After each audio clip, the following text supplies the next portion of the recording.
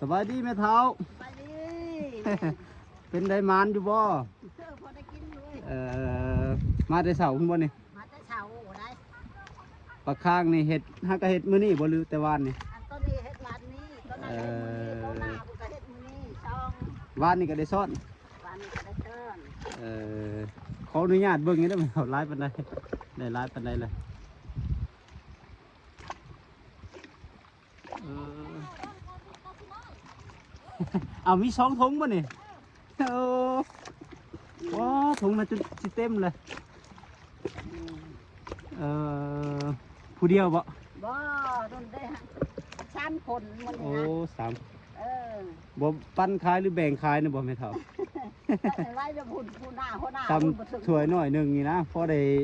ลดแล้วบ่ได้กินเลย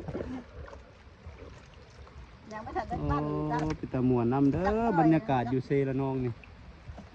ช่วงนี้พอดีกำลังคึกคืน เพราะว่าปีนี้ได้ชันที่ย่างเลย คือว่าชาวบ้านกลับมาคึกคืนนี่เด้อปีนี้เกือบหอบ10 ปีแหละติดปลาขะยองกลับมาออกคืนอีกทีหนึง มันบักตะคูคนลูก ทงจนเต็มแล้วยังอีกโซนทงใหม่ก็หลายเติบ ทำแล้วมันไม่ได้ให้กันเลยนะ สิเบิดเนาะมาแต่เช้าพุ่นบ่นี่ มาแต่เช้าและมาแต่เช้าว่าได้จนทอทะเบียนปิ้นปันเด็กยังไม่เห็นทีเนาะ มาเช้าหลายกับบ่ได้เนาะช่วง9 โมง 10 โมงว่าซะมันออก 10 โมง 11 โมง2 โมงกูแล้วมันมา เป็นตะมวนน้ำเด่นบริแล้วลมก็คึกคืนอยู่คน โอ้เดี๋ยวนี้เจอ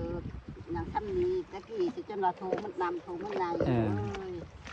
เพราะอันนี้ก็ร้ายแล้วบุญคนแนมแต่ลุมมาเนี่ยก็เบิ่งมีแต่จนสุดเนื้อแต่เนื้อสุดใต้แต่ใต้สุดเนื้อ